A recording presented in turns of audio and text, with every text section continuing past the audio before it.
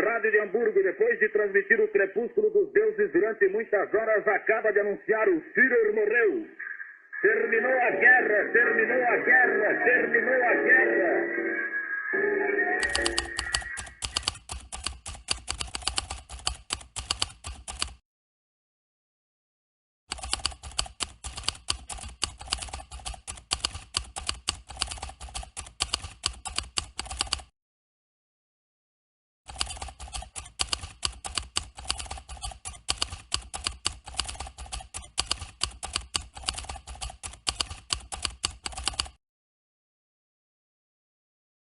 Em ato público e solene, conceder as condecorações do mérito por serviço de campanha aos soldados do Brasil que seguiram a combater nos campos de batalha da Europa e que de lá regressaram, trazendo nas gloriosas cicatrizes o atestado da sua bravura.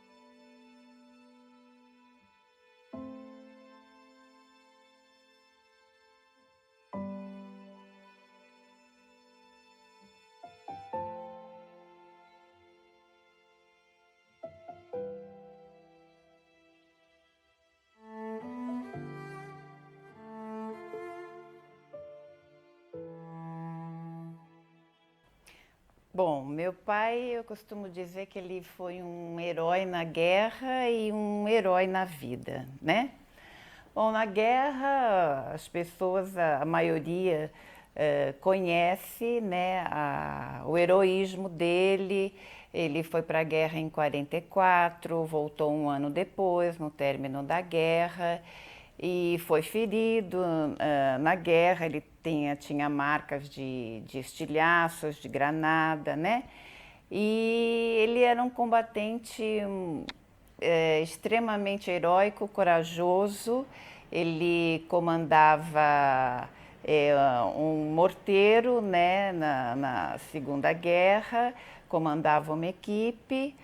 E ele sempre me contava que ajudava sempre muitos feridos, carregava os feridos, doava sangue, não só para os soldados, mas como para o próprio povo, né, italiano que sofria na guerra. Bom, esse lado eu acho que a maioria das pessoas, né, os parentes, os aficionados na história, conhecem esse lado heróico do combatente. O lado pessoal dele, meu pai foi um guerreiro desde criança. Ele veio de uma família bem humilde, 9 irmãos, né?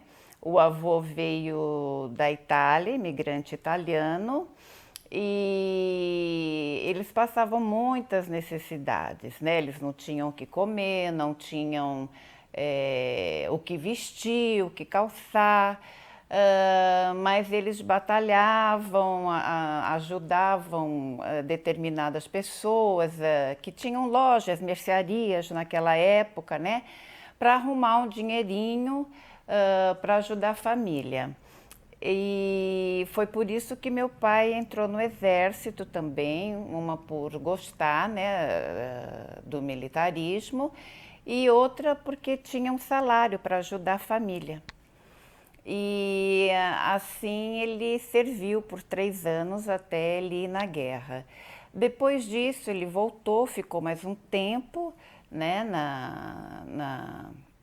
sendo militar, e depois ele veio para a vida civil. E também batalhou muito até outro emprego e sempre batalhou na vida, principalmente em prol dos outros, né, das outras pessoas, para ajudar outras pessoas. E eu lembro que até minha avó dizia que quando ela estava grávida do meu pai, ela foi uma vez numa vidente, sabe, nessa época, né, o pessoal acreditava, tudo. Foi e a vidente falou assim para ela: olha, a senhora terá um filho muito forte e corajoso que virá para ajudar os outros. Ele vai vir para ajudar toda a família e os outros. E foi assim que eu conheci meu pai. Sempre ajudando as pessoas, né? Ele, depois que ele aposentou, inclusive ele continuou trabalhando na associação em prol da carreira, em prol dos funcionários, em prol dos pensionistas, sempre ajudou os parentes dele de todas as formas que ele podia ajudar. E ele sempre foi muito grato, principalmente a alguns parentes que, na época que eles passavam fome na infância, ajudavam eles, né? Ajudavam eles a ter comida, a ter uma vida mais digna. E meu pai sempre, depois que ele ficou numa situação financeiramente melhor, ele ajudou a todos. Assim, o exemplo que eu tenho dele é de muita bondade e generosidade. Dele e da minha mãe, né? Os dois sempre. Aí eu lembro que quando eu era pequena, ele sempre saía com trocado no bolso. Tanto meu pai como a minha mãe, eles saíam com trocado no bolso, porque para dar de esmola, caso alguém pedisse. Né, para eles terem sempre um troquinho para poder dar de esmola. E uma vez eu lembro que eu era pequena e veio um bêbado e pediu dinheiro e meu pai deu. Aí eu falei assim: mas pai, o senhor vai estar alimentando o vício dele, ele com esse dinheiro vai beber. Aí ele falou assim: filha, nessa vida você tem que fazer a sua parte. E outra, se com essa vida que esse mendigo leva, o que mais ele pode fazer? Ele tem que beber para esquecer. Ele falou assim: jogado na rua, sem ninguém, o governo não liga, ele vai fazer o quê? Tem que beber para esquecer. Aí depois eu fiquei pensando e até hoje eu e meu irmão carregamos isso conosco. E, bom, essa parte generosa que eu vejo do meu pai. E até no dia da morte dele, ele falou para mim e para o meu irmão que não era para eu esquecer de ajudar a irmã dele, a prima dele, que não era para eu abandonar os parentes dele, sim, mais idosos. E eu e meu irmão tentamos fazer o possível que a gente pode para ajudá-los. E ele era uma pessoa assim, quem olhava para ele tinha medo.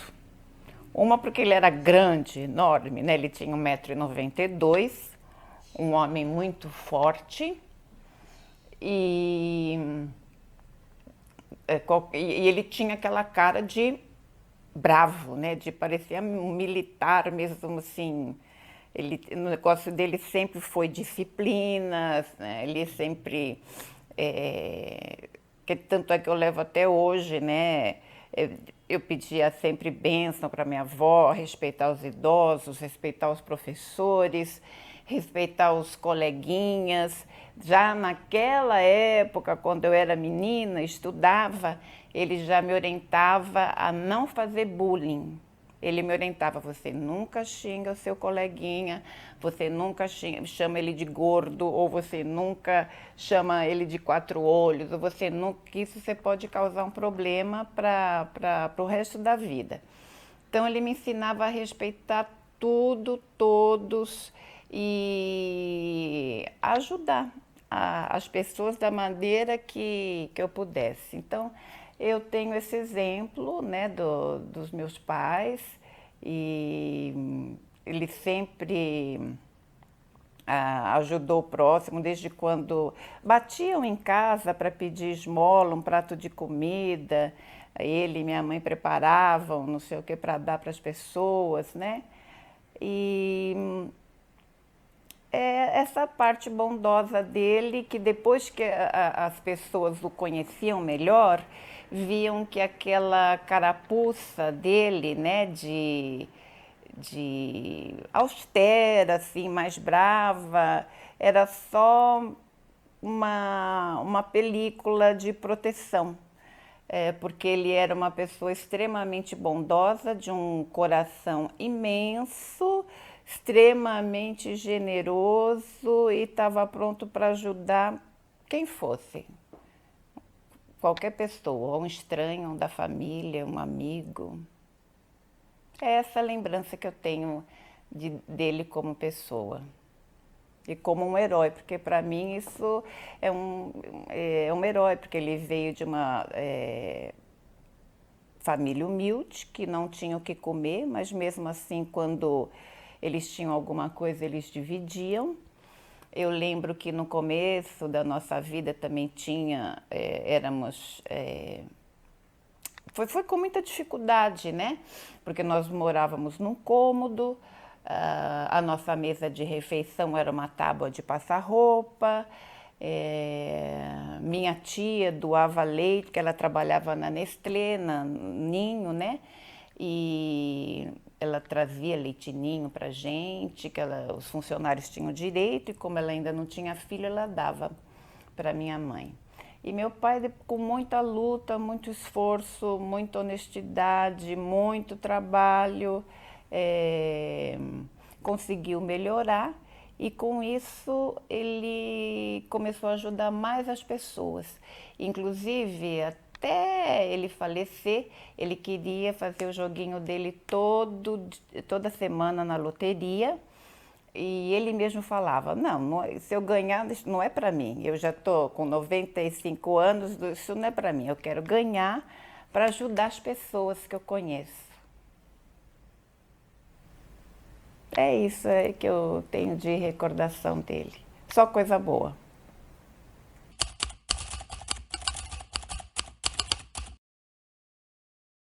Meu pai é o filho mais velho de uma família de 8 irmãos no total, né? Ele mais 7. Filho de Lúcia e Ângelo Ipaves. Meu avô é filho de imigrantes e minha avó, uma imigrante com um brasileiro. Aí surgiu a família Ipaves. Ele, como filho mais velho, sempre trabalhou com o pai. Herdou a profissão no meu avô, que era pedreiro, mas, independentemente disso, foi uma pessoa que procurou conhecimentos. Cursou o Liceu de Artes e Ofício e, com isso, ele teve conhecimento variado em arte, em várias áreas que envolvem a construção civil também. E quando foi a época de servir o exército, ele foi chamado, convocado, serviu e, para surpresa dele, como a guerra já havia começado na Europa, ele não foi dispensado.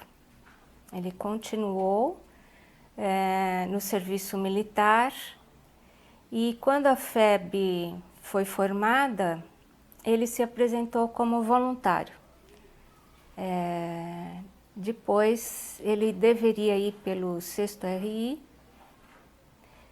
foi transferido para o Rio de Janeiro, Do Rio de Janeiro ele foi transferido para Marquês de Valença, onde foi criado o 1º Batalhão de Saúde. E lá, então, ele fez os cursos que precisava fazer, chegou a ser, como a gente fala, transmitiu essas informações que ele recebeu, porque veio um grupo de americanos para isso, né, para formar esse batalhão, e ele foi multiplicador desses conhecimentos. Iniciado o embarque da FEB, ele foi no 2º batalhão, no 2º escalão, em setembro de 44, ficou sediado em Porreta Terme, junto ao comando da FEB, e voltou para o Brasil em setembro de 45. Da guerra, pouca coisa ele quis falar. E depois, como na vida civil, né, porque ele não continuou como militar, ele queria muito ficar perto dos pais, ajudar o pai, meu avô. Não conseguiu transferência para São Paulo, então ele resolveu dar baixa, deu baixa, e então voltou à vida civil e ingressou novamente na parte de construção civil. E foi aí que ele se destacou como mestre de obras. Trabalhou por muito tempo nessa área. Depois, aposentado, ele continuou trabalhando. Teve muito reconhecimento pelo trabalho que ele fazia. Tinha quem achava até que ele era engenheiro, meu pai não era. Ele sabia fazer cálculo, fazer desenho. E foi assim a vida profissional dele. A vida familiar é complicado até falar um pouco, porque ele foi muito bom. Ele foi bom para toda a família, para os irmãos, para os sobrinhos que precisaram dele, ele pôde ajudar e ajudava de coração aberto. E para nós, a família dele, ele foi um pai excelente. Sempre soube dar bons conselhos. Procurou dar o maior conforto que ele poderia dar para nós, eu e minhas 2 irmãs. Foi um bom marido. Minha mãe, Edith, esteve com ele até o dia que ela faleceu. Ela faleceu 20 anos antes dele. Fez muita falta para a gente. Meu pai não voltou a se casar e ficou junto conosco. Então, o que eu posso dizer é que meu pai, eu acho que ele teve uma vida plena, nesse sentido, de um filho de operário, um menino que aos 9 anos já ia à feira para ganhar uns troquinhos, para carregar sacola, ia na casa nas mansões da Avenida Brasil para tirar mato do gramado, para levar um dinheirinho para casa. E teve o histórico de vida que teve. Ele só lamento o final da vida dele, que foi muito dolorosa, porque ele ficou doente e com uma idade já avançada, com 90 anos, e isso foi complicado. Mas eu acho que ele foi um vencedor, porque como um homem que acreditava muito em Deus, honrou tudo aquilo que na vida toda ele pregou, quanto à existência de Deus, o amor ao próximo, e ele passou por uma provação com muita dignidade. Não se queixou em momento nenhum. E até o final, ele tinha Deus no coração. Esse é um grande exemplo para todos nós, eu acredito.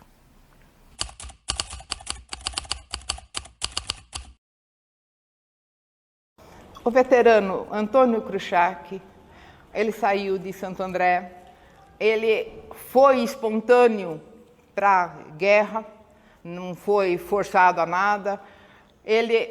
Quando ele voltou da Itália, é que ele casou com a minha mãe e mesmo assim ele não queria, minha mãe não queria esse casamento de jeito nenhum, mas acabou casando com ele. Ele teve 2 filhas gêmeas, foi um pai excelente, foi um marido excelente, sempre deu para nós tudo aquilo que a gente precisava, todo aquele apoio que a gente precisava, a educação que ele deu. Então ele deixou para nós uma mensagem muito importante da vida, de como que a gente tem que encarar a realidade, encarar a vida, entendeu? Ele nunca nos abandonou para nada, sempre foi um excelente pai. Ele, mesmo com esse negócio da guerra, que eles vieram com alguma coisa na cabeça, né? Eles vieram com algum trauma, mas ele sempre ensinou para a gente o que é, como foi difícil a vida dele lá e como ele tratava a gente aqui, sabe? Ele sempre deu o melhor para minha mãe. Até o dia que ela faleceu, ele sempre foi um excelente marido, um excelente pai. Não tenho mais o que falar do meu pai. Meu pai foi uma excelente pessoa, ele deixou um legado muito grande para nós, uma experiência muito grande para a gente. Isso aqui ele deixou para nós, e isso foi até morrer, mesmo a gente grande, casada, com um neto, ele ainda tratava a gente como a gente fosse uma criança para ele, fosse a filha que nunca saiu de casa, a eterna filha, o eterno carinho que ele tinha pela gente.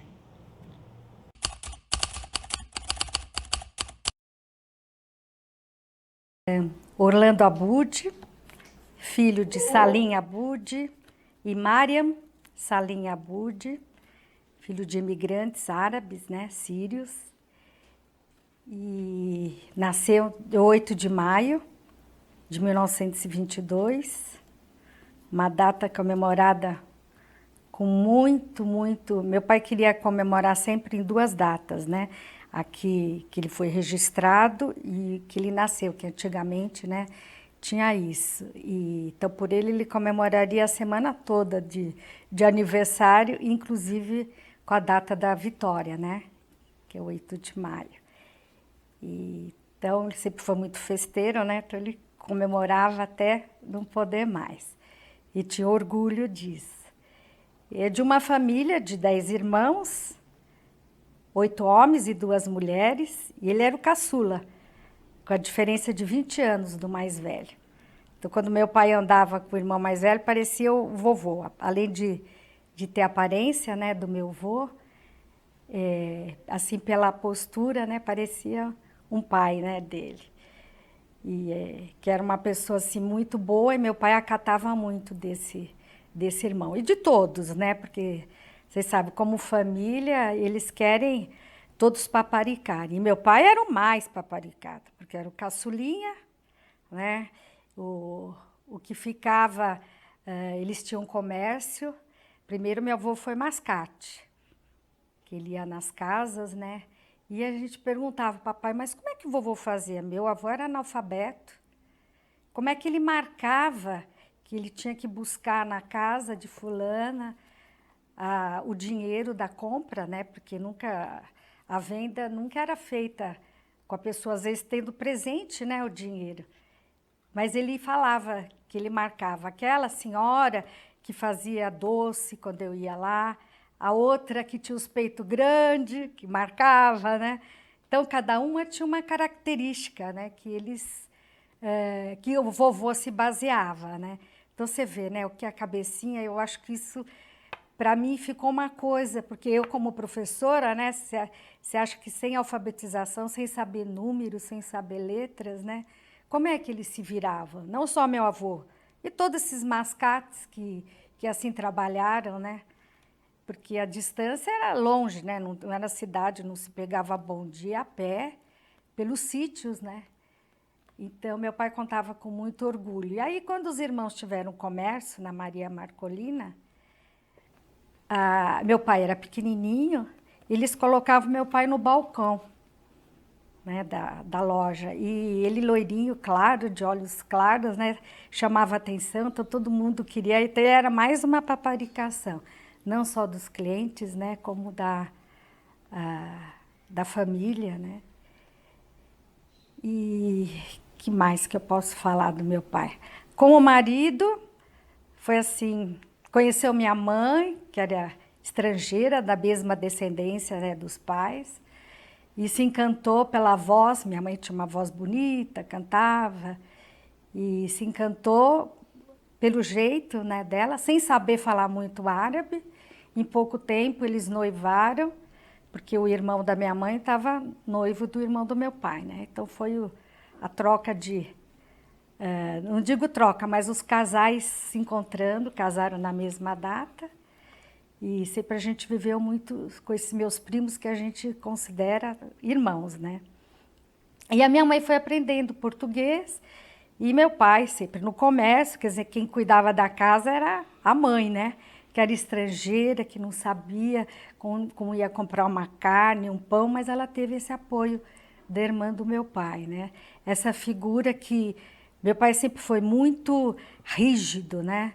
Assim, a gente tem, eu e meus irmãos, como isso do meu pai, uma pessoa rígida, mas de um coração assim, sabe, sem tamanho, mas muito bravo com a gente, tanto na parte de amizade, de namorados, né, de marido, e colocou a gente numa escola que também era sistema rígido, Dante Alighieri naquela época, e isso, né, de formar os filhos, porque ele queria, né, mostrar que a vida, né, a gente tinha que batalhar, e ele batalhou bastante, e para ir para a guerra, ele foi voluntário, ele era bem novinho, tanto é que quem fez a ficha do papai falou: menino, vai para casa, que você não tem idade. Meu pai falou: não, eu tenho idade, eu quero ir para a guerra. Né?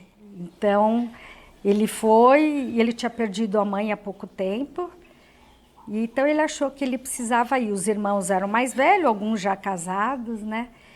E foi isso, a vontade dele de ir. E aí, na volta, que ele conheceu, né, a minha mãe, que ele foi solteiro, e na volta que se formou essa família bonita, que eu também estou presente.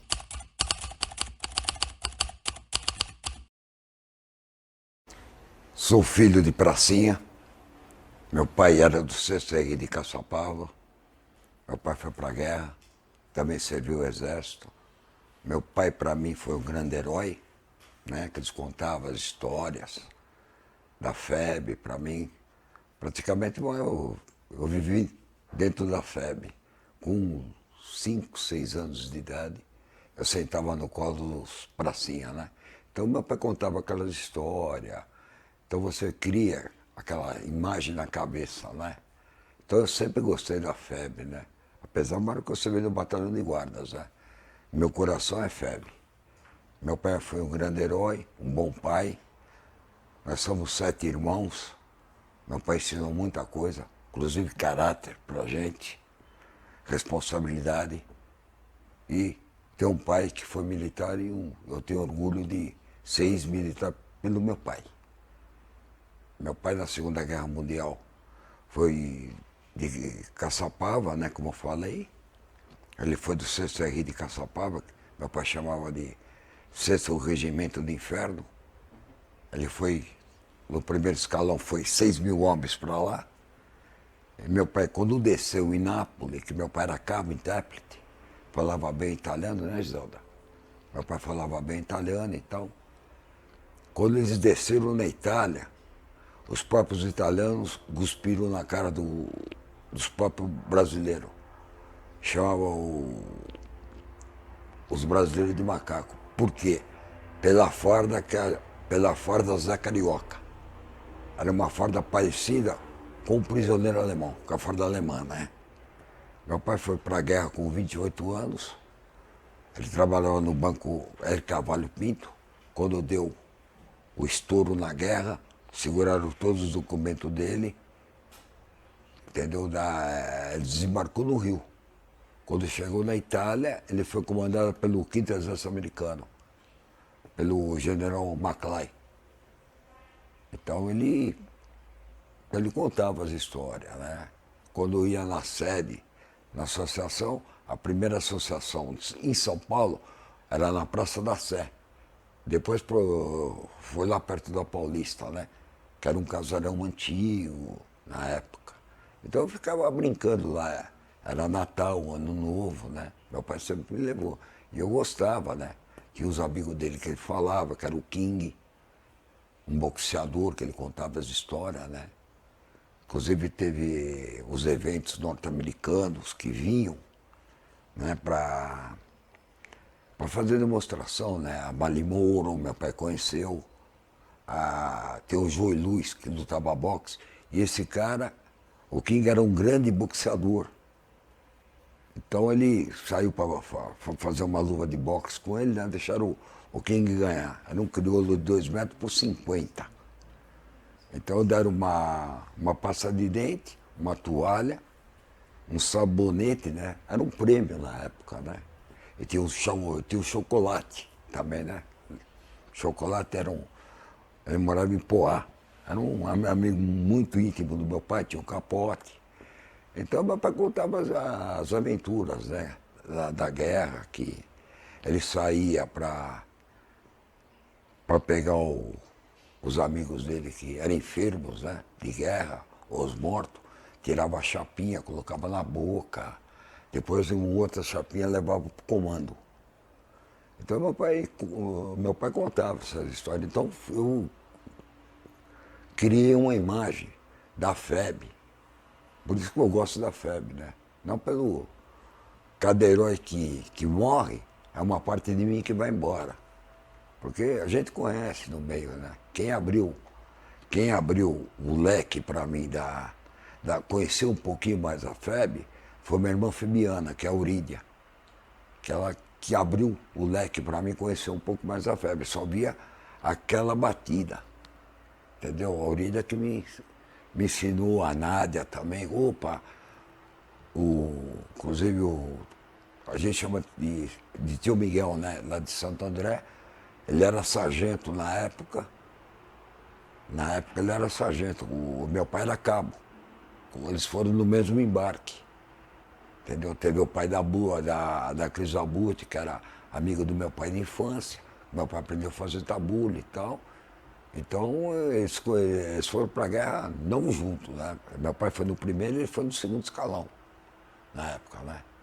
Então meu pai contava as aventuras, jogava granada, via cara explodindo do lado dele e tal. E meu pai era muito difícil de contar as histórias, né?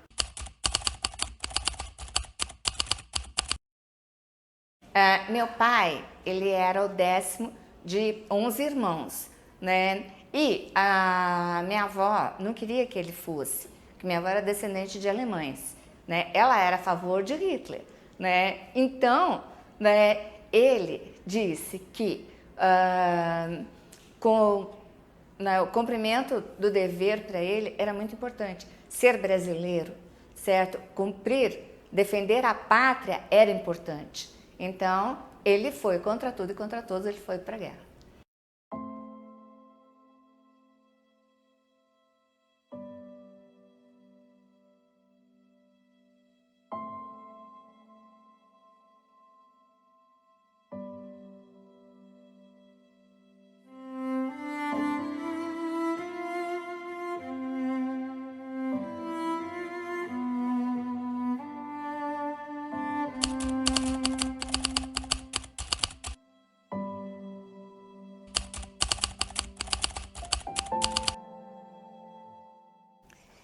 Bem, meu pai pouca coisa quis falar da guerra.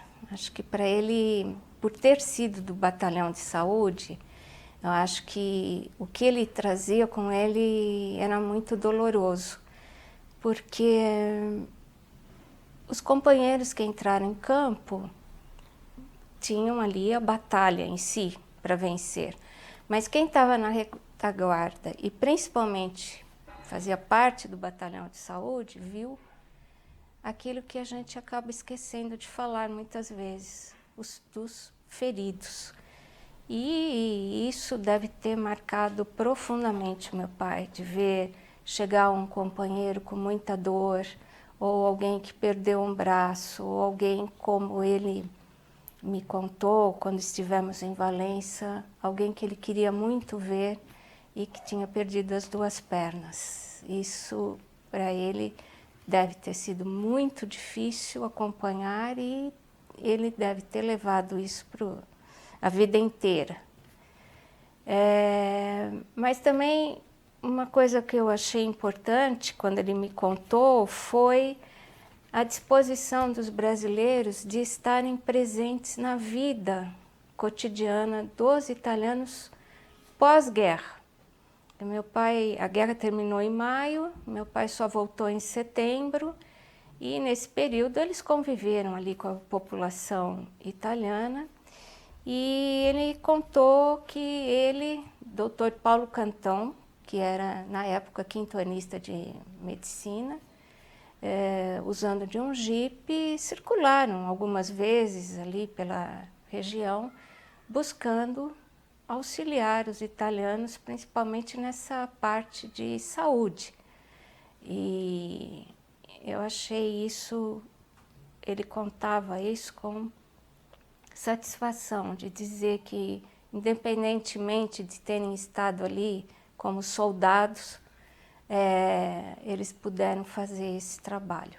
Dr. Paulo Cantão, quando voltou ao Brasil, se formou e ele foi ortopedista e é o fundador do Hospital Anchieta, que hoje não existe mais, mas que era especializado em atendimento ortopédico. E foi amigo do meu pai na vida civil. Eu lembro dele vagamente, e lembro do dia que ele veio buscar meu pai em casa, que quando eles foram ao Rio para receber os restos mortais dos mortos que estavam sendo trasladados lá de Pistoia para o aterro aqui do Flamengo, no monumento do ex-combatente. Bem, eu acho que a maior dificuldade que meu pai passou foi o fato dele ter ficado doente. Ele teve pneumonia e ficou internado no hospital em Nápoles, no hospital americano em Nápoles. Ele enviou uma carta para uma das irmãs dele, dizendo que, embora ele estivesse escrevendo aquela carta num leito de hospital, que ele estava bem, já recuperado. E aí eu fico imaginando, né, como foi difícil enfrentar a temperatura de um inverno europeu.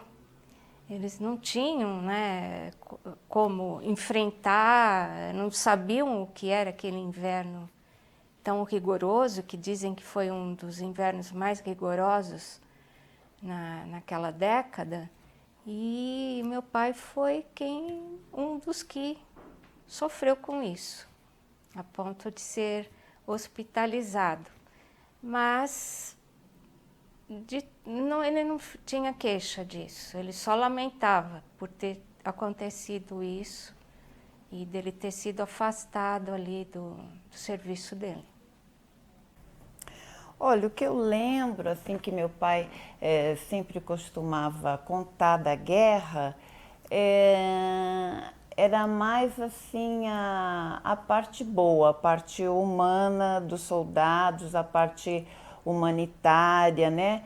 Talvez porque nós éramos crianças e ele não queria assustar, então, né, eu e meu irmão, então ele não contava os horrores da guerra, né, as histórias horríveis que ele passou. Depois ele começou a comentar alguma coisa a respeito dos amigos que foram feridos, né? E o que se via na guerra, a tristeza e tal, mas ele sempre procurou passar o que os brasileiros fizeram de bom na guerra.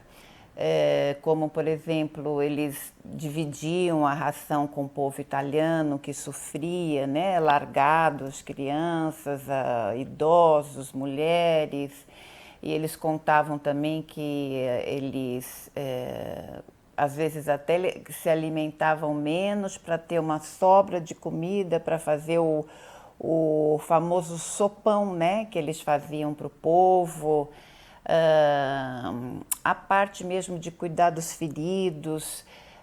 Inclusive, uma vez, né, nós estivemos numa das comemorações na Itália, né, em homenagem aos pracinhas, e estava uma banda de música tocando na praça, né, e todos os febianos ali, os ex-combatentes, e um casal de italianos se aproximou, né, da família da gente e perguntou para o meu pai: o que está acontecendo na praça? Aí meu pai explicou que era uma comemoração para os pracinhas. Aí imediatamente ela começou a chorar.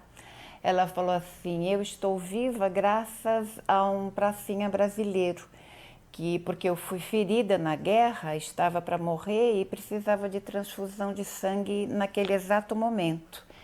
E um pracinha que estava passando simplesmente arregaçou a camisa e esticou o braço para me doar o sangue. Então nós fizemos a transfusão ali na hora e graças a ele eu sobrevivi. E até meu pai brincou: ah, então a senhora é mezza italiana, mezza brasiliana. Aí todos começamos a rir, né? Tiramos uma foto, pedimos o e-mail deles e depois nós enviamos a foto para eles, né? E passamos a manter o contato. E outra coisa que meu pai também falava bastante era quanto aos inimigos que eram aprisionados, né? Que os soldados brasileiros sempre tratavam bem os inimigos, ficavam amigos deles, inclusive, né? Davam parte da ração para eles, chocolate, cigarro, que naquela época todo mundo fumava, né? E dividiam a sua refeição. Inclusive meu pai tentava conversar ali com alemães através de gestos, né? E então era essa parte humanitária que ele tentava passar para a gente. Talvez por isso que, aliás, é certamente por isso que os prisioneiros preferiam se entregar para os brasileiros, né? Porque não sofriam violência, muito pelo contrário, eram bem tratados. Então é essa parte boa da guerra que meu pai passou para a gente. A dificuldade maior que eles passavam, eu acho que foi realmente o frio, né? Uma porque eles não tinham o uniforme adequado para a neve e depois que os americanos, né, passaram a ceder os uniformes, mas mesmo assim eles viviam debaixo da neve, eles se escondiam em buracos na neve e ele me contava que acendiam numa lata, né, que vinha na refeição, eles colocavam fogo para ver se conseguiam aquecer o pé que estavam congelando, né? Eles colocavam jornal na bota, tentavam se aquecer de qualquer maneira, mas era impossível, né? 20 graus abaixo de zero, no meio da neve é meio difícil, né, se proteger. Essa era a parte, acho que é uma das partes com mais dificuldade, e também de escalar aqueles Alpes, né, em plena neve. E também, evidentemente, o que ele falava é de ver os amigos morrerem, né, em combate. Então, acho que essa... E a fome que eles tinham também, né? Fome, ficavam dias sem dormir, sempre atentos, né? Ele falava que ficavam ligados 24 horas por dia, 360 graus, né? Tinham que observar. E essas as dificuldades maiores. A gente tem muitas situações, né, que papai sempre contava, mas algumas, infelizmente, foram esquecidas. E eu sei que ele sempre comentou, mas ele comentava com orgulho. Nunca eu senti no papai, nem eu nem meus irmãos, uma revolta. E os últimos tempos a gente ia no geriatra e ele gostava de contar, mas ele não contava só a parte dele, ele contava como começou a guerra, né, lá do norte, a invasão dos navios, ele dava todos os detalhes e a gente, né, desde adolescente ouvindo, mas algumas coisas se perderam, infelizmente, né? Mas teve muitas histórias da vida lá, né, do cotidiano, do carinho que as famílias recebiam. Eu gostava muito dos brasilianos, né, como elas falavam, e havia aquela troca, eles davam chocolate, né, que eles recebiam pelo tempo frio, eles tinham isso de receber chocolates em troca do vinho para esquentar, né, que os italianos, as famílias ofereciam e faziam questão que eles entrassem em casa, né, e acabou tendo aquela amizade bonita e eles sempre, o modo de se viram, né, porque falavam, nossa, tem brasileiros, jeito de todo, né, do rural, da cidade, tinha preto, branco, amarelo, mas todos assim, de uma formação, de uma educação que eles poderiam participar da vida das famílias italianas. E até pouco eu ouvi um depoimento de uma senhora que era criança, né, e que ela contando dos italianos que o pai dela escondia as garrafas de vinho enterradas, né, e depois ofereciam para eles. E eles davam em troca cigarro, chocolate, o que eles podiam oferecer, né. Então, assim, eu tô só lembrando dessa parte, assim, de coração, né, a parte bonita da emoção. Mas teve muitas outras histórias. E meu pai lutou em Monte Castelo e Montese. Meu pai sempre falou, a batalha mais sangrenta que teve não foi em Monte Castelo, foi em Montese, a maior baixa da tropa brasileira. Meu pai falava, antes de a tropa brasileira entrar em combate, eles fizeram um estágio de 3 meses. Depois, eles entraram no fronte, entendeu? Até aprendeu o armamento americano, conhecimento, né? Porque os generais americanos falavam que os brasileiros eram um cara mais rápido do que os próprios americanos. Negócio de improviso, colocar a mochila nas costas, armamento e tal, né? Inclusive meu pai comentou uma vez comigo, eu não morava aqui, eu morava na Rua Erval, numa outra casa. Meu pai comentou comigo, o Mascarenhas de Moraes, o general Mascarenhas de Moraes, brigou com o general Maclay, na época, por causa dos armamentos americanos.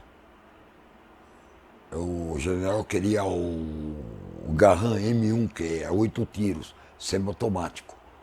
Foram poucos que vieram para as tropas brasileiras. Então meu pai usou muito o Spitfire, o mosquetão 5 tiros. Hoje eu chamo de pau de fogo, né? Entendeu? Então, se você vê como é que é o negócio, o cara vai para a guerra, um garoto, um moleque de 22 anos, geralmente para liberar os italianos, né? E meu pai contava que na Itália ele ficou com uma mocinha de 12 anos, com ele 6, né? Com ele numa casa, uma casa abandonada, destruída e tal. E a moça com 12 anos ficou pelada, desculpa a palavra, ficou pelada para os caras transar com ela. Aí meu pai, como falava bem o italiano, falou, não, vai para casa, porque geralmente os italianos estavam morrendo de fome. Entendeu? Então o meu pai, por ser meu pai, por isso que eu tenho orgulho dele. O meu pai ser meu pai, ele chamava os velhos, os moços, os mais idosos, tudo para comer no rancho, junto com a tropa do meu pai. Inclusive os oficiais não gostavam, entendeu? Na época o pessoal não gostava.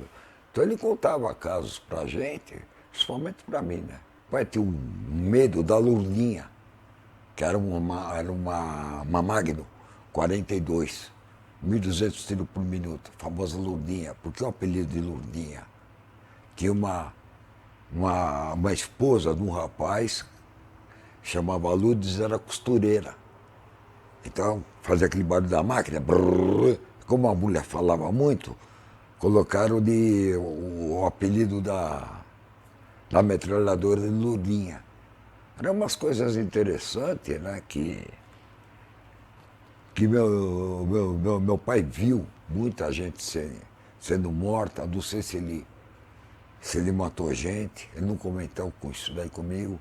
Inclusive ele comentou que ele estava em Monte Castelo, uma época, acho que foi a primeira tomada de Monte Castelo, a primeira subida, pegaram ele como prisioneiro, ele e os amigos dele. Meu pai, inclusive, tinha um corte nas costas, né, de faca.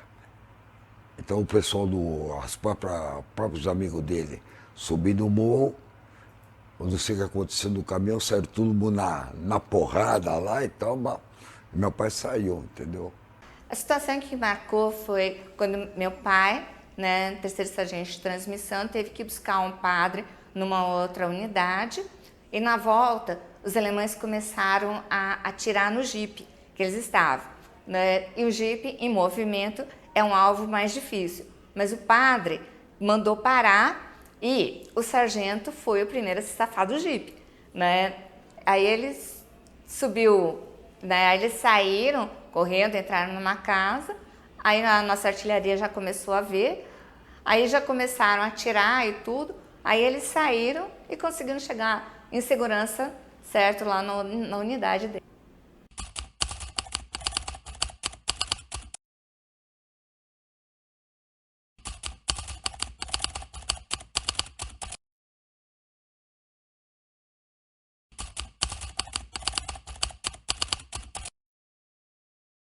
Bom, como Getúlio era, né, nazifascista, tudo, ele era de esquerda, ele não gostava. Então, ele desvinculou eles, certo? Os que foram convocados, certo? Já na Itália, né? Já na Itália, eles tirou, já deu certificado lá. Quando chegaram aqui, eles não eram mais, certo?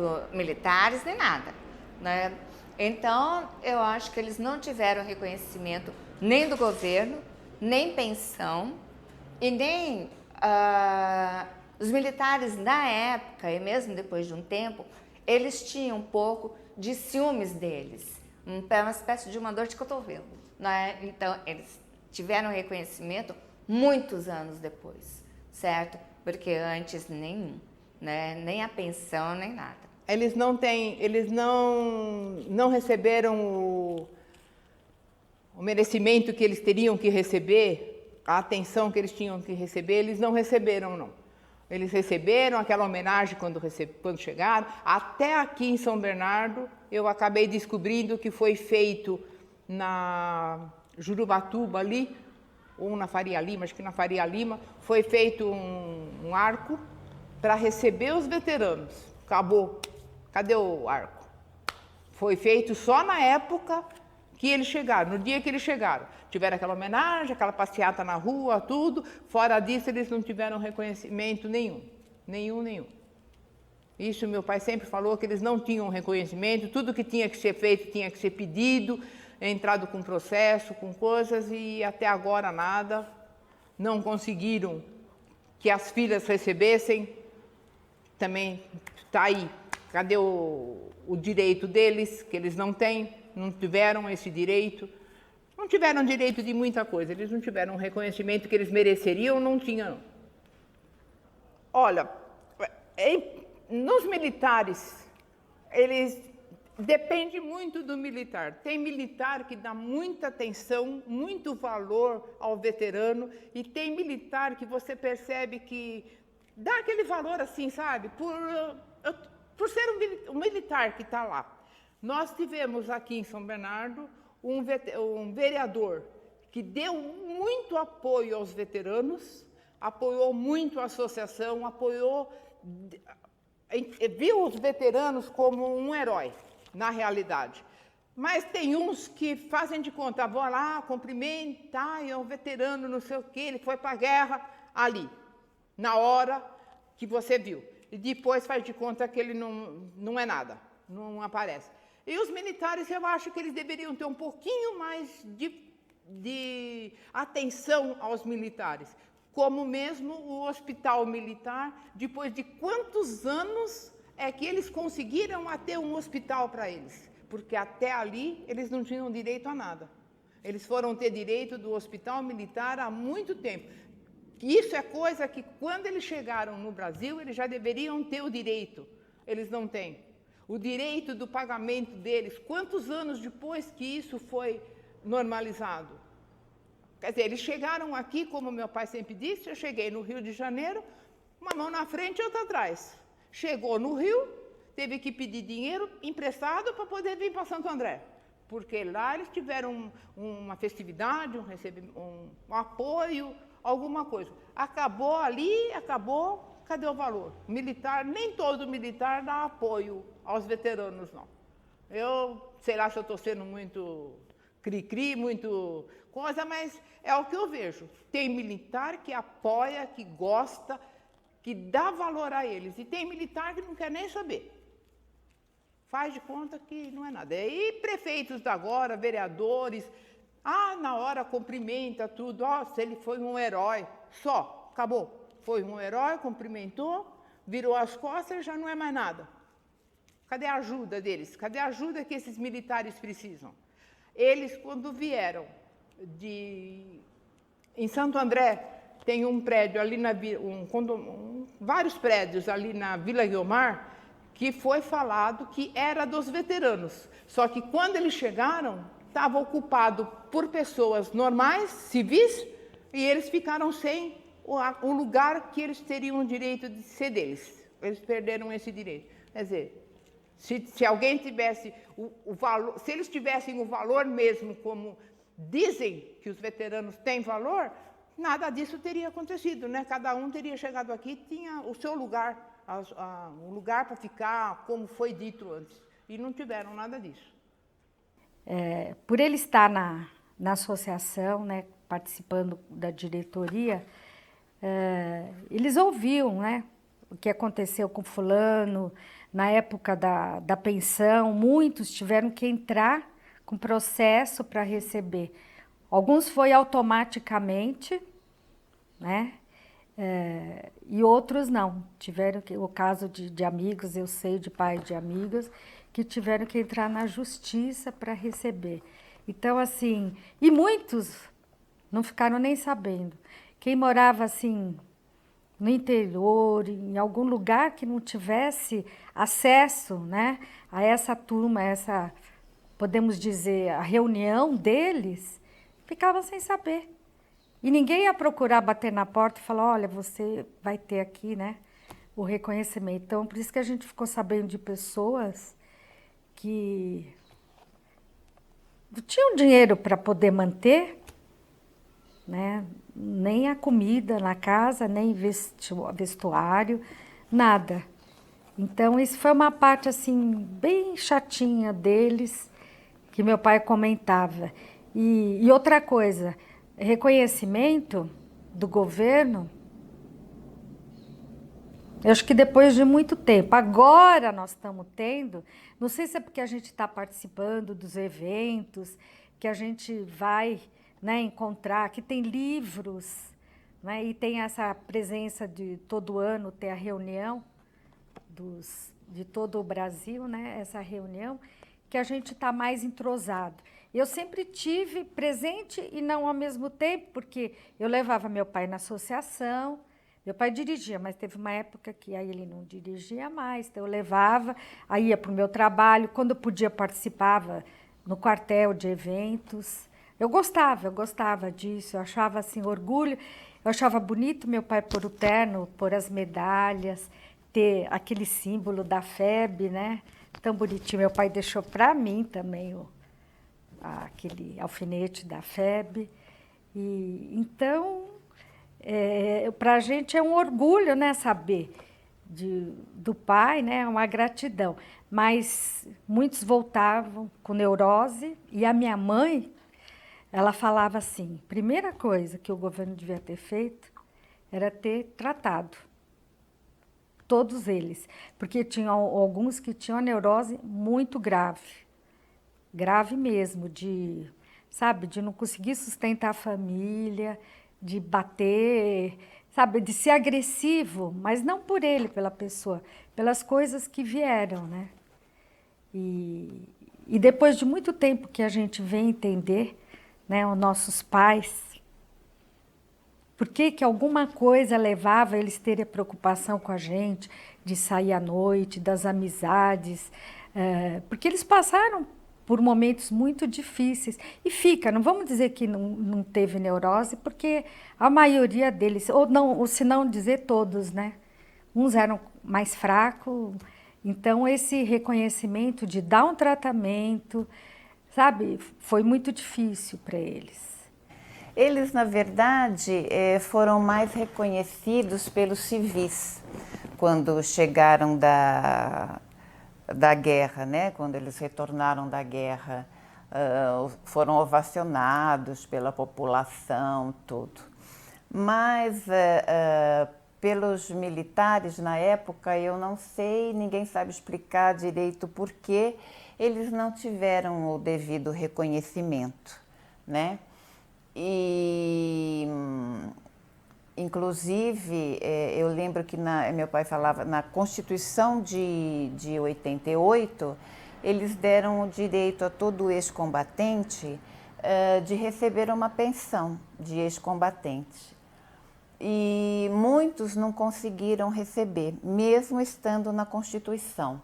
Nem meu pai conseguiu receber, lutou durante anos junto ao Exército para esse reconhecimento, não conseguiu.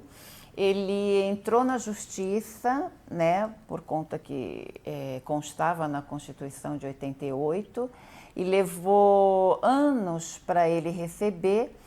E veja, ele voltou da guerra em 1945 e foi receber a primeira pensão depois de ter ganhado na Justiça em 2008. Então, ele recebeu a pensão de 2008 a 2016, quando ele faleceu, aos 95 anos. E, infelizmente, eu acho que na época eles não tiveram o devido reconhecimento.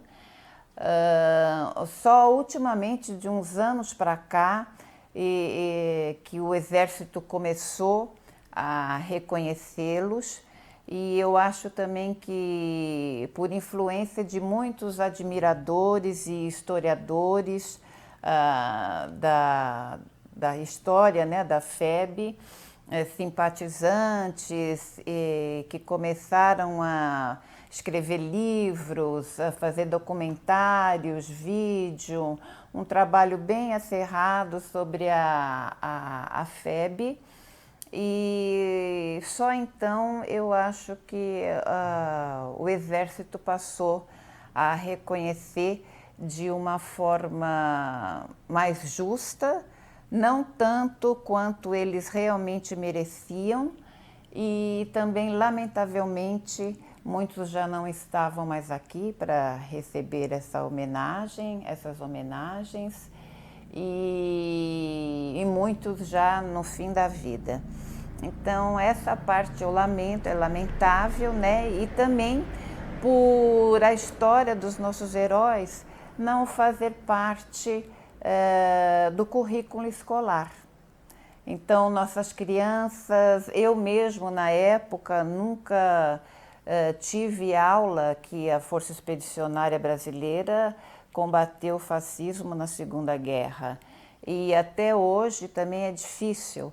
E hoje em dia que eles estão comentando, eu vejo pela minha afilhada que comenta comigo, né, que eles comentam sobre a FEB, mas com um conteúdo meio divergente, né, da verdadeira história. Então, eu acho que, pelo que eles fizeram, eles nunca tiveram o verdadeiro reconhecimento, só no final da vida. O reconhecimento do meu pai nunca teve, nem dos próprios amigos dele, né? Meu pai só recebeu uma medalha, isso aí para mim não quer dizer nada. Queria ter ele em vida hoje, né, reconhecido pelo governo brasileiro, pelas pessoas que comandam esse país. Quando meu pai veio para o Brasil, o próprio governo brasileiro, desculpa eu falar, o próprio governo brasileiro nunca deram apoio para eles. Eles são tratados como lixo. Você vê nos Estados Unidos, hoje, o cara que vai para a Guerra do Golfo e tal, quando ele volta, ele é elogiado. E hoje em dia, aqui, os pracinha nossos, os heróis brasileiros, é considerado como um lixo. Eles dão valor para futebol, Neymar, escola de samba.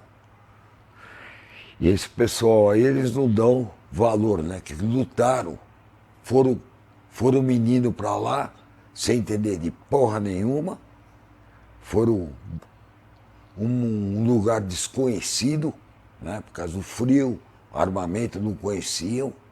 Então o que acontece? Eles foram lá, mas era para dar cara para dar tapa, então levar tapa na cara. Então eu agradeço pelo meu pai, que ele foi um grande pai, um grande marido, ficou desempregado uma época. Ficou desempregado uma época aí, eu tinha problema, entendeu? Nasci com defeito, uma época, se não fosse meu pai fazendo, trabalhando, até hoje eu não estaria em pé. Isso aí eu tenho orgulho de falar, minha irmã sabe, entendeu? E meu pai cuidou de 7 filhos. E o governo não deu apoio, entendeu?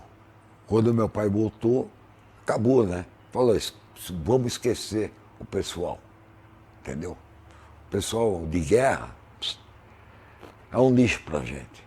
Nos últimos anos, acho que questão de 10, 12 anos, o reconhecimento da FEB tem sido maior do que foi nas 6 décadas anteriores. Hoje em dia nós vemos o esforço do Exército nas cerimônias, em atender os ex-combatentes que a essa altura já estão mais idosos, né? As formaturas militares muito respeitosas à presença de um ex-combatente, até com o toque, né, de presença do ex-combatente. Acho isso muito bonito e que tem acontecido nos últimos anos. Mas nem sempre foi assim. Eu lembro que quando era criança, meu pai já era associado da Associação dos Ex-Combatentes do Brasil em São Paulo, chegou a ser diretor social por 2 gestões, e lembro de uma noite ele chegar em casa, porque eles se reuniam à noite, né? Todos trabalhavam, a maioria pelo menos já estava inserida na sociedade civil. Ele ter comentado com a minha mãe que ele estava muito chateado, porque um dos companheiros tinha, naquele dia, ou naquela noite, né, naquele encontro, ele tinha ido solicitar uma ajuda para comprar um par de conga, que é um tênis, né, para o filho ir para a escola. E isso tinha magoado muito meu pai, porque afinal se tratava de um soldado, de um ex-combatente, de um pracinha, de um veterano de guerra, que não tinha como comprar o sapato para o filho ir para a escola. E isso aconteceu, imagino, no Brasil inteiro. Aconteceu também de irem buscar uma ajuda para fazer uma compra em casa. Então, eles não tiveram apoio quando voltaram da guerra. E aí vão dizer, mas voltaram, eles tiveram o soldo quando estiveram como soldados, tudo.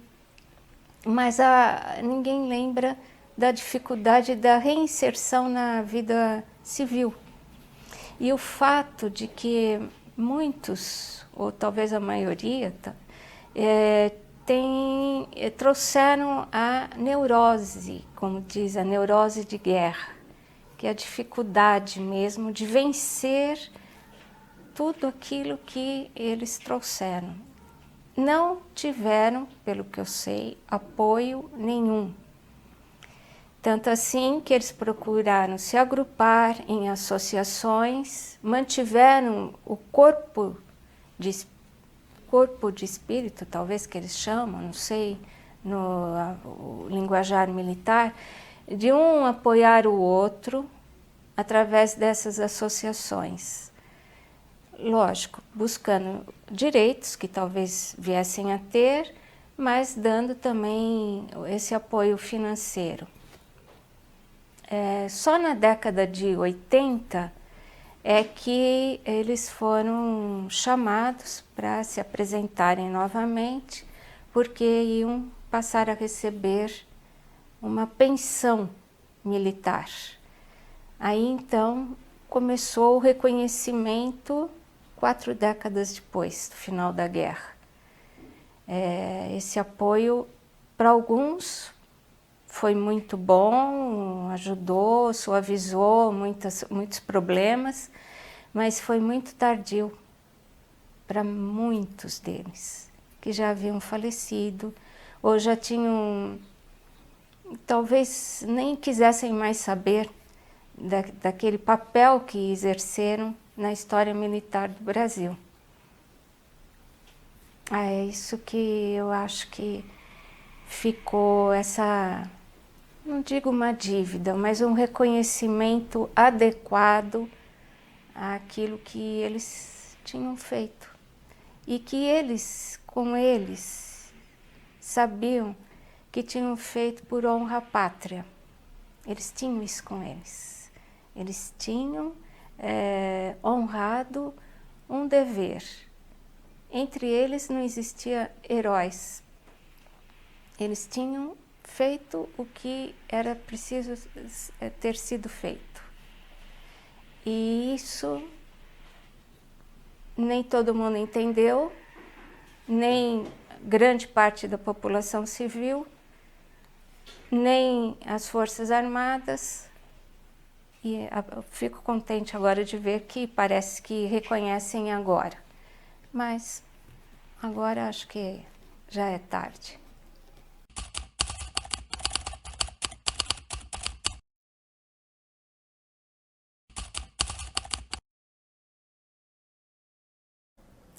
Bom, para a família é um orgulho muito grande, né? Para os filhos, para a mãe, os outros parentes, sempre foi um orgulho muito grande ter um ex-combatente na família.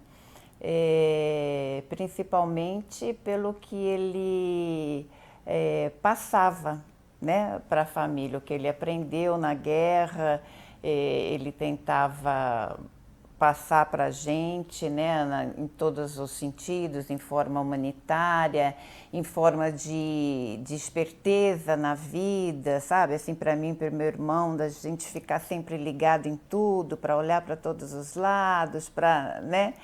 E sempre era um orgulho muito grande para mim nas comemorações em homenagem às solenidades, em homenagem aos febianos, estar presente ao lado do meu pai, né? E de todos os outros ex-combatentes que foram heróis, eram meninos que foram jogados em campos de batalha sem o menor treinamento, eles não sabiam nem o que iam encontrar do lado de lá, como combater, não tinham nem armamento adequado, nada, né? Então eles foram com a cara e a coragem e levaram isso para a vida. Engraçado que todos eles levaram isso para a vida, essa coragem de guerreiro mesmo, né? Então eu sempre tive muito orgulho, procurei desfilar com eles o 7 de setembro, né, nos últimos anos para acompanhá-lo. Falava sempre com muito orgulho para os meus amigos, né, que ele era um ex-combatente da Força Expedicionária Brasileira. Os parentes também elogiam muito. Levei ele para assistir vários filmes ou documentários, né, dos combatentes, inclusive alguns que ele participou. Então, isso me deixava muito orgulhosa, pois ele foi com a cara e a coragem, sem treinamento nenhum, lutar pela democracia, né, contra o fascismo e contra o nazismo. Então, eu acho que as Forças Armadas têm que ter um respeito muito grande, porque, infelizmente, as pessoas não conhecem a história, infelizmente, se criou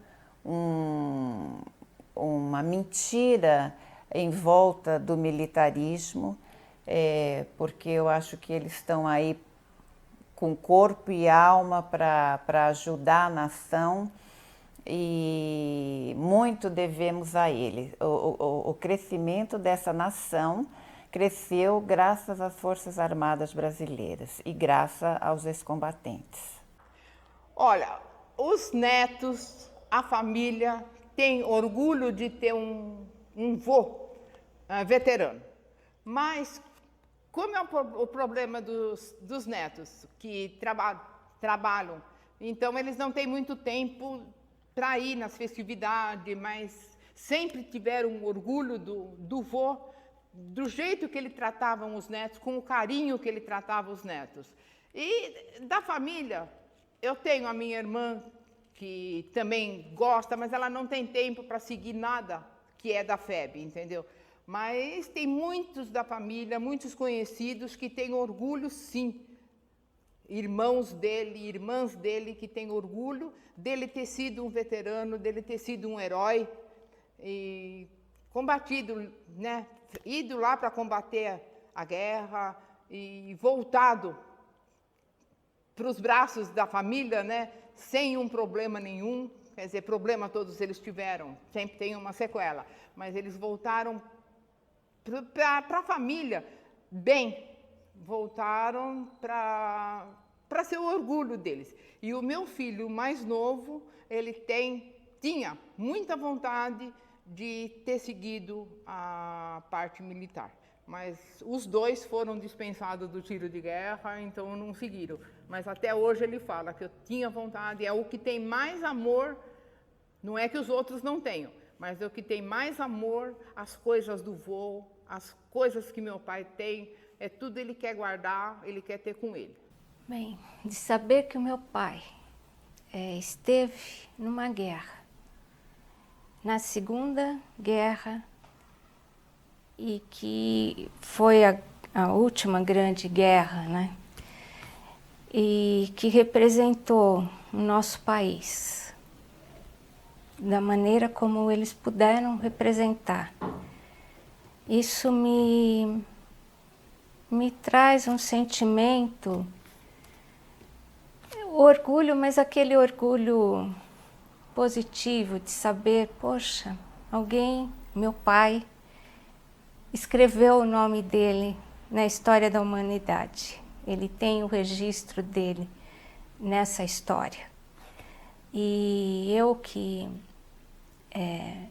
de adolescente, não entendia bem essa participação. Quando depois fui começando a me interessar, vi como foi importante a participação dele e de todos os ex-combatentes, né, todos os veteranos, e o meu sentimento é de orgulho e de gratidão. Ele trouxe para a gente, talvez pelo fato de ter participado, né, da guerra, um jeito de encarar a vida com firmeza, sabendo que coisas piores podem acontecer a qualquer momento, mas que a gente precisa ter coragem. A coragem, eu acho, que ele nos passou. A mim, principalmente, que sempre estive muito ligada a ele. E por gostar de história e por me interessar pela história da Segunda Guerra. Meu pai tinha certeza que ele ia voltar pela fé. Gozado, né? Isso ele falava. Eu vou voltar, ainda vou ver minha família. Mas eles não sabem, né? Eles estão numa situação ali que... Então, as pessoas às vezes perguntavam, quantas pessoas o senhor matou? Meu pai falava, mas gente, eu não fui para a guerra para matar as pessoas. Ah, mas o senhor comandava a tropa, mas eu não fui para matar. Né? Como é que eu vou saber se eu matei? Você está numa guerra, né? Você está atirando, você não sabe quantas pessoas. E o propósito não é teu irmão que está lá. Como é que você vai? Meu pai contou uma vez isso, agora ficou na minha cabeça, que ele ficou frente a frente com o inimigo. Mas acho que os dois, eu acho que um olhou para o outro e eu não sei que situação, agora não estou me lembrando, cada um virou para um lado.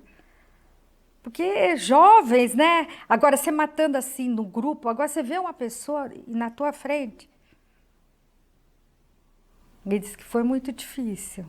Mas acho que o olhar de um, sabe? Eu não sei que situação, mas eu lembro que meu pai falou qualquer coisa dessa. Então não teria formado essa família, esse carinho dos irmãos, né? Que a gente sempre se reuniu, continua se reunindo. Meu pai, como caçula, 2 anos que faleceu, foi o último a falecer, ainda bem, né? Porque a gente fala a escala, né? Não que morram os jovens. E foi a escala, né, dos mais velhos. E meu pai foi o último mesmo deles. E é difícil, né, você imaginar que não tivesse formado a família, não teria meus primos, e a gente está dando a continuidade do que eles faziam, né? Eles tiravam fotografia, o marido, a mulher sentado, né? Aquelas fotografias antigas.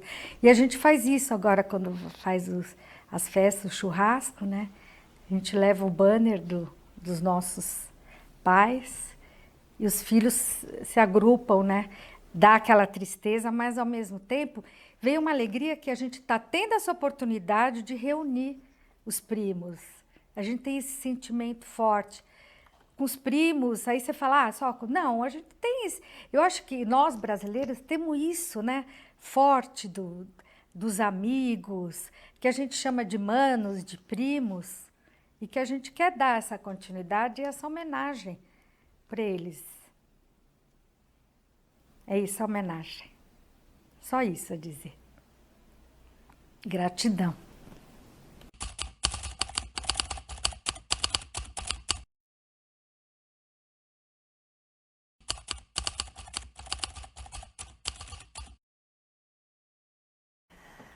Como eu disse anteriormente, infelizmente, a história da FEB, da Força Expedicionária Brasileira, não faz parte do currículo escolar.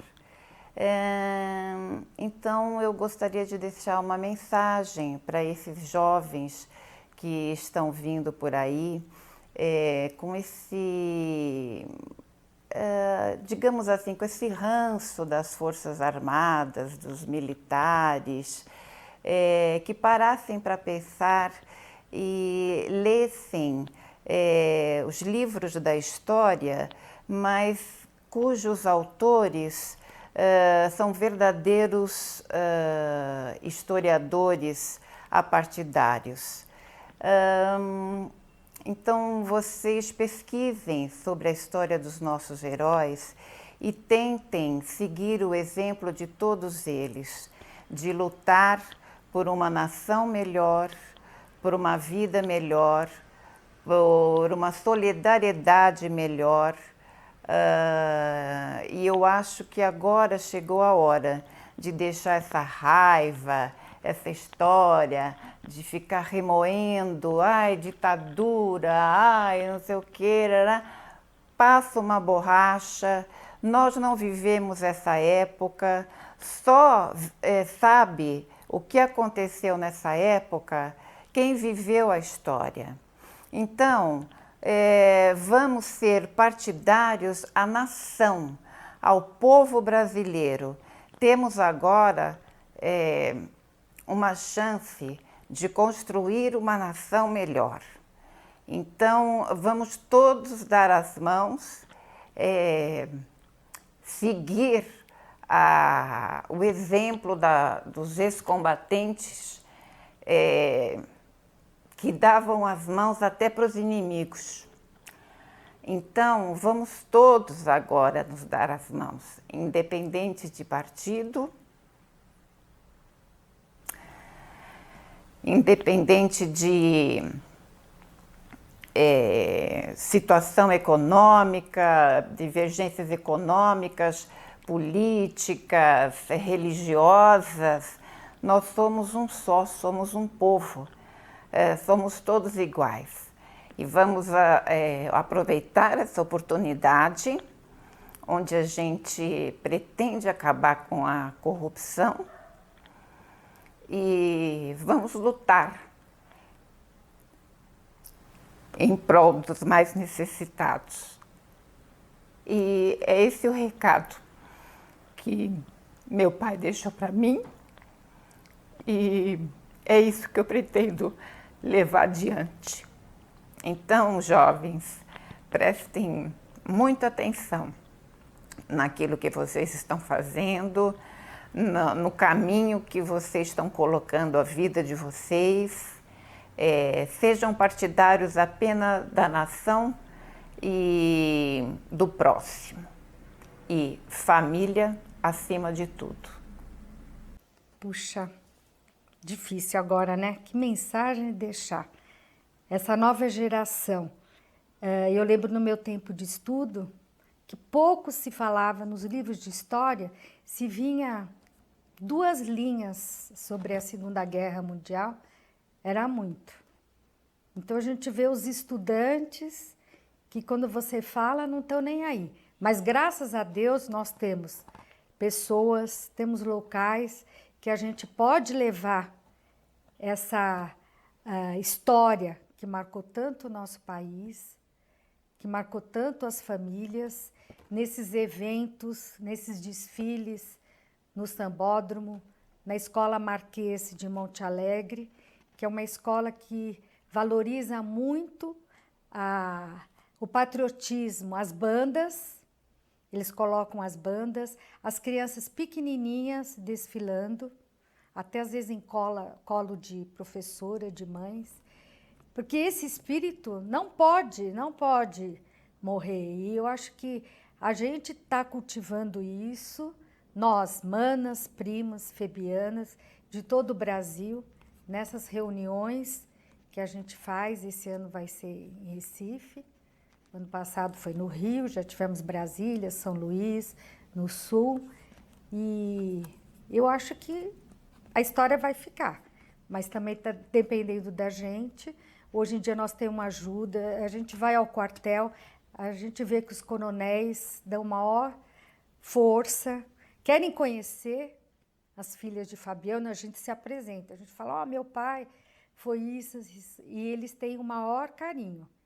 Então, estudantes, vamos lá, o hino é importante, todas as músicas são importantes, mas eu aprendi com meu pai cantar o hino nacional, o hino da bandeira, que para ele também era o hino, e falar o que ele sempre falava: combati o bom combate. E a música da canção dos expedicionários, que eu e meus irmãos aprendemos.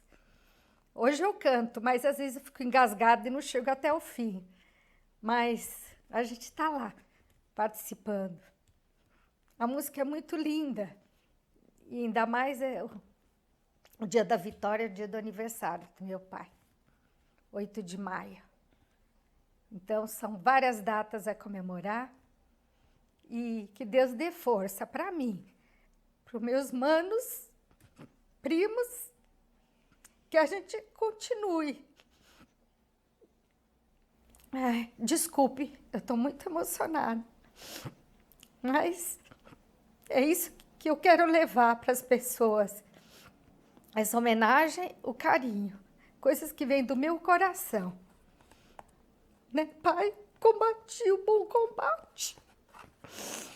Obrigada, gente. Olha, o recado que eu dou para essa juventude de hoje, para essa turma nova que está chegando, que conheça a história da Segunda Guerra Mundial, que conheça o que eles passaram lá, o que aconteceu para ser uma pessoa melhor nesse mundo de hoje. Não adianta só falar, eu vou estudar, eu vou isso, eu vou aquilo, mas eu não conheço uma história real que aconteceu com esses veteranos lá na Itália. Vocês teriam que conhecer essa história, vocês teriam que ler um pouco, pesquisar, vir nas associações que tem em vários lugares para conhecer, saber o que tem e aproveitar essa história para ser uma pessoa melhor, para ser um cidadão do bem. Não ficar procurando uma coisinha aqui, uma coisinha ali, e na realidade vocês não conhecem o que é ser um militar. Bem, o que eu posso te falar da FEB é a Força Expedicionária Brasileira. É lembrar aos jovens, à população brasileira em geral, que o Brasil participou, esteve presente na Segunda Guerra Mundial, esteve do lado dos aliados e lutou pela democracia, pela liberdade.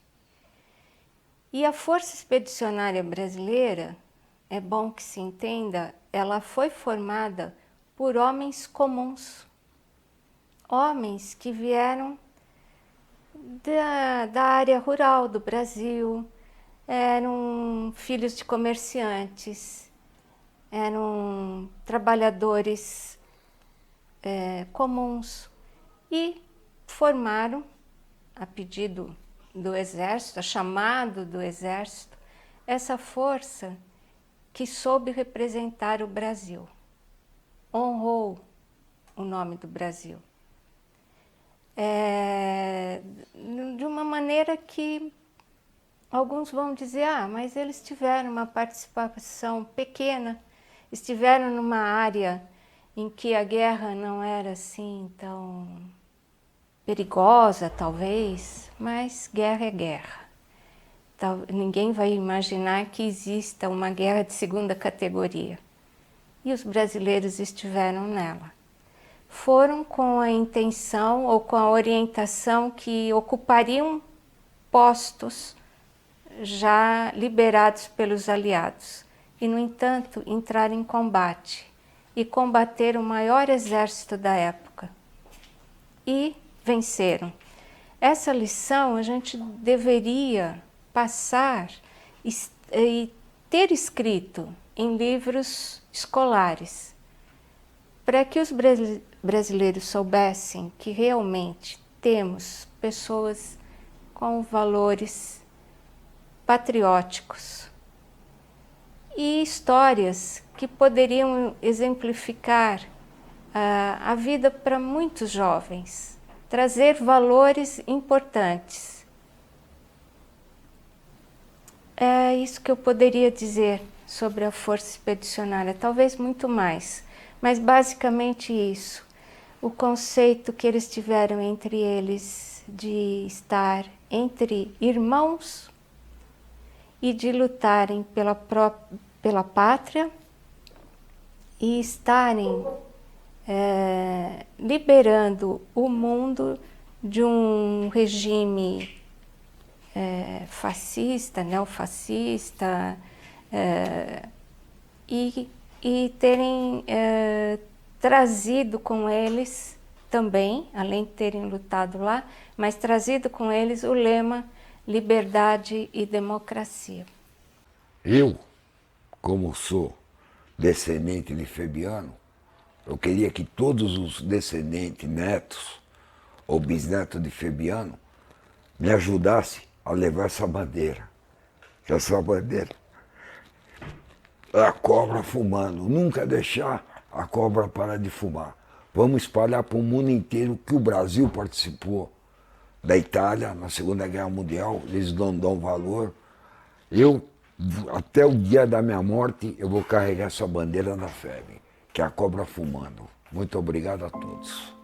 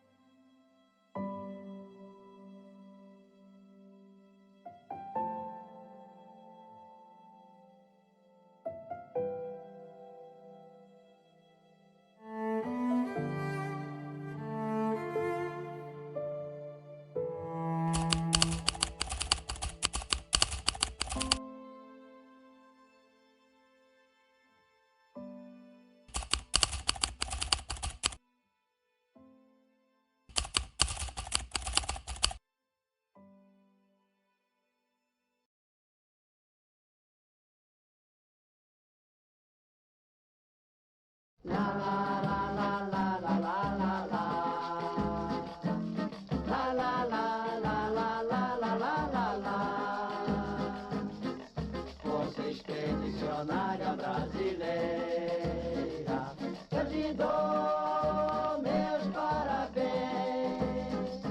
Teus soldados pertencem à terra alvissareira, o nosso Brasil que só pratica o bem. Força Expedicionária Brasileira, eu te dou meus parabéns.